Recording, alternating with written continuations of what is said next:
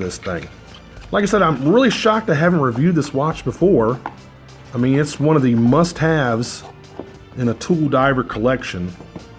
And it's a really nice watch. So what we'll do is on the left-hand side, as usual, we'll go ahead and put all the basic specs of the watch, and then I'll go into a little more detail about a couple of the features, okay? All right, so you're looking at a 42.5 millimeter case. The watch is 13 millimeters thick, which is a little bit thick for one of these Seiko divers. I mean, not obtrusively thick, but a little bit thick. You have a 22 millimeter bracelet on 22 millimeter lugs. It has a 7S26 movement, which is non-windable and non-hackable, and I'll talk about that a little bit more later as well. It is 200 meters water resistant, which is 660 feet. It does have a screw down crown, which is the feature I want to talk about later as well. Lumibright all over the indexes, Seiko's proprietary luminescent paint. This stuff is really, really bright, and I'll give you a demonstration of that here in a little bit as well. Seiko's proprietary Hardlex crystal, and a day and date function at the 3 o'clock index. An interesting thing about this little pip, this pip also has a little piece of Hardlex crystal covering it. A nice little touch from Seiko for them to do that on a, I wouldn't say a budget watch, but an entry-level diver, a nice little feature that they put on there. All right, so let's talk about this movement. Now this is the 7S26, which is non-windable and non-hackable, and I really think Seiko needs to up the game. They need to replace this with the 4R36, which is windable and hackable. Now I'm sure it's probably gonna be a little bit more money for that, but people will be willing to spend an extra $20, $30 for a movement that's windable and hackable. So a little disappointed, but the 7S26 is an absolute workhorse of a movement, and that's why Seiko keeps putting them in their watches. They're relatively inexpensive to produce, and they just never die. They're just really, really good movements.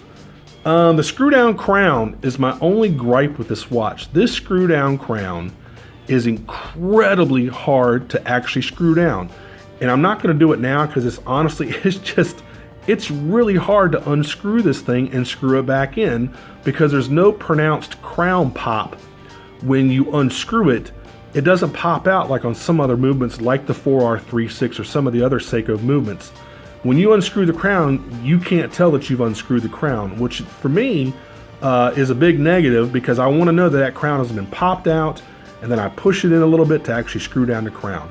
So I'm really surprised, as famous as this watch is, that it has a crown that does that. Basically, to me, the crown, I mean, it's big enough, it's got plenty of grip on it, but it's just the actual threads and the screw in portion of it that are kind of disappointing on a legendary watch, I'll have to tell you. Really disappointed with that, because I have plenty of other Seikos that the crown is incredibly easy to unscrew and screw in, and has that nice, like I said, pronounced pop when the crown pops out. Maybe I'm being super nitpicky, but you know, hopefully some of you out there will agree with this. And anyway, you know, put all your comments in the comment section and tell me what you think. The bezel is great. Very, very nice bezel. It's not as grippy as I would like. I like more of a coin reeded edge, and this kind of has a reeded edge, but it's not as grippy as I would like to be. But very nice click action. Very, very little, if any, give when you turn it, which is really nice. Very nice bezel. It has an aluminum insert. And like I said, there's a little piece of Hardlex over top of that 12 o'clock pip. So I like the bezel. Bezel's pretty nice. The face is extremely legible. I love the face on this watch, and I think that's one of the reasons why it's so famous. I mean, just incredibly legible. You have the applied indexes. The indexes have a chrome, a very, very slight, looks like a chrome finish around the indexes. And I'm not quite sure. It looks like they do, or maybe that's just reflection. I'll have to take that back. I don't think there's an actual chrome bezel. It looks like there's a slight beveled edge around the indexes that kind of give the appearance of a chrome bezel. Anyway, they're very legible, and they're filled with tons of Lumibright luminescent paint, so they glow extremely brightly, and I'll go ahead and I'll demonstrate that a little bit. You have a nice hour hands and minute hands. They kind of have that hypodermic needle on the end. I'm on the fence about that needle. I don't know, it's kind of growing on me. As you can see, The hour and minute hands right there. Had that really, really pronounced kind of tip on the end. Really like it though. I like the shape of the indexes. I like the inverse triangle at the top at the 12 o'clock index. I like the diver's 200 meter designation here. It kind of offsets just the all black and white of the face of the watch. I love the day and date. Super, super legible. Really like a day and date function on a watch. Always have. Really nice. The second hand is really nice. You kind of have that floating circle that goes around the surface of the face of the watch. I really like it. I mean, just one of the most legible watches I've ever seen. Really, really like it. The case, I love the way this case is polished and the way it, I mean, it's just super smooth, extremely comfortable to wear. You have mostly polished edges or surfaces with kind of a brushed surface right here on the end of the lugs. Really, really nice case. You have some crown guards at the 4 o'clock crown, as you can tell. And I just love the overall look of this watch. I can see why it's been so popular for years. And I'll try it on here for you. And what I'll do is I'll go ahead and pause the video, and then I'll come back in just a second after I've tried it on. All right, folks, I'm back. It fits really, really well. I'm not a big fan of rubber or neoprene bracelets. I just never have. I kind of think they detract from the look of a nice watch. That's just me personally. You know, some guys love a stainless steel case on a rubber strap. I'm just not a big fan of it. I don't know why. Maybe just because I've never found one that's really, really comfortable. But this is actually surprisingly comfortable. Nice wrist presence. The crown being at 4 o'clock doesn't dig into your wrist when you flex your wrist like that. Great looking watch, man. Super good looking watch. All right, let me go ahead and take this thing off and I'll be back. All right, folks. Now what I'm going to do is I'm going to go ahead and test the lume and show you just how bright Seiko's LumiBright is.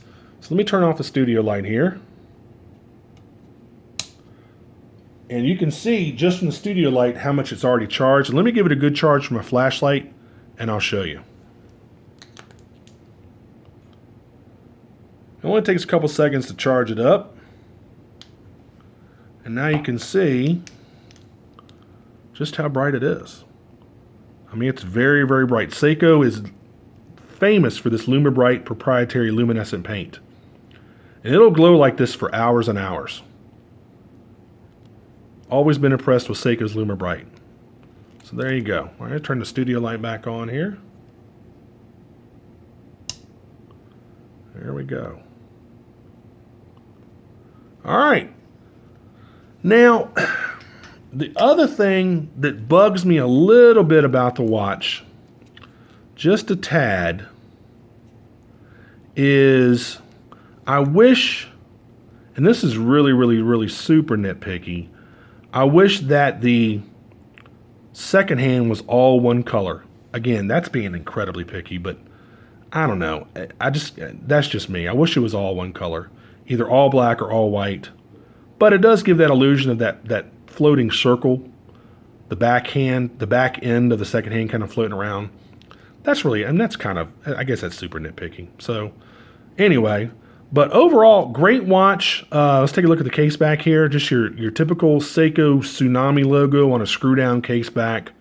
Basically around, it just gives you some specs of the watch. Again, not a big fan of these rubber bracelets. Never have been. I like a stainless steel bracelet on a stainless steel watch. Mainly because they're so stiff. You know, when you first buy them, these things are incredibly stiff. But again, you know, that's just my personal preference. So that's been about it, folks. I wish I had done this review a lot sooner. I should have done this review a lot sooner, given how famous this watch is. But anyway, if you like this video, please click on like. If you want to subscribe to my channel, please do so. And I'll put a reminder of that in the lower right-hand corner of the screen.